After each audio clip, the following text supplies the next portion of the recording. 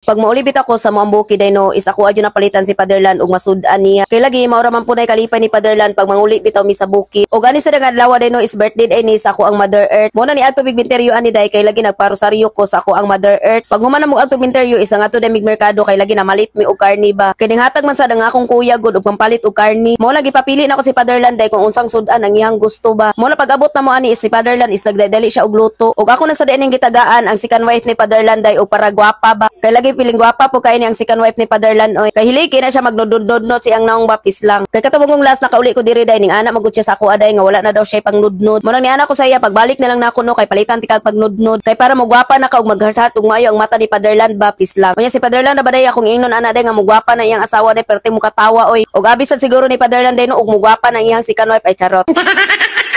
Bitaw oy malipay man po ko magtanaw ni Fatherland day nga na siya gitikitikon da sa mua ba. Ay kumbaga day baday na siya kauban day og na siya kalingaw-lingawan. Pero tanaw bitaw na kon Fatherland karon day no kay marag na overuse oy.